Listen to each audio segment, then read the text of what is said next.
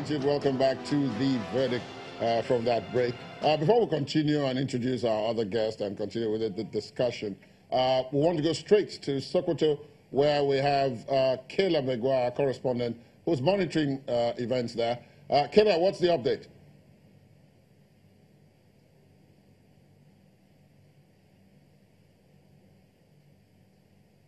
The Sultan Machido Islamic Institute, and they just stay calling for prayers right behind us, so it's going to be pretty loud while this is going on. Now, this auditorium right behind me is where the collation is going to happen. Now, the elections across Sokoto State today were actually pretty peaceful. There was a large turnout of voters, I must say, at Sokoto South. But still lower, according to the residents and people that we spoke to, still lower than it was in 2015 and lower than it was in the presidential. So there was some voter apathy, even though we saw a lot of voters out there today. One of the things that worried us at one of the polling units that we went to was the fact that we saw some kids at the polling unit, and it made us wonder if they were going out, if the kids were on the queues to vote. And we tried to find out. So what I did was I asked everyone to show me their PVCs, tried to take pictures of them, tried to do selfies and videos of people who were voting. But we noticed that at the particular polling unit that we were, where we saw the children, that they didn't vote. A lot of them came with their mothers.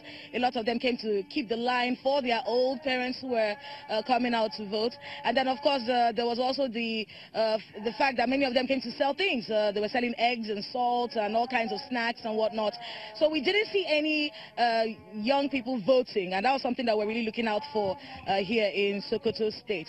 The elections so far have been peaceful, and there's really no telling who's leading right now, because the dynamics of the political situation in Sokoto State is actually very different and very interesting, really. Remember that the APC candidate, Ahmad Aliyu, used to be the deputy governor under Mr. Tambuwal.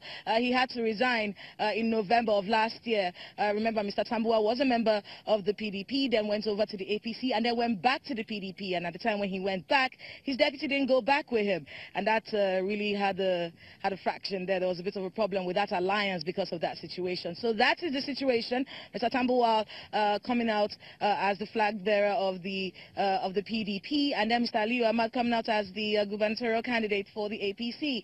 Now, while Mr. Aliyu Ahmad might have federal might, so to speak, considering the fact that President Muhammadu Buhari did pretty well in the elections, the presidential elections that held on the 23rd, the margin wasn't that much. It was just over 100,000 votes, with which President Buhari won that particular election.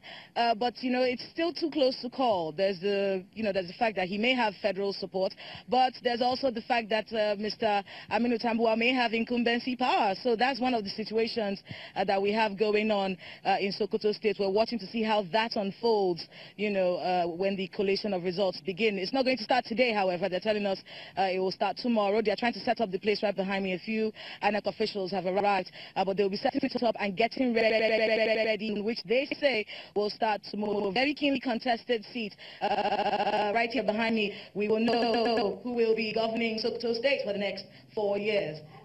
Thank you very much, our correspondent Kayla Megwa in the seat of the Caliphate, Sokoto, giving us the very latest from there. As she says, we expect that the collation will start tomorrow, and so we'll be expecting to hear about that as soon as it starts.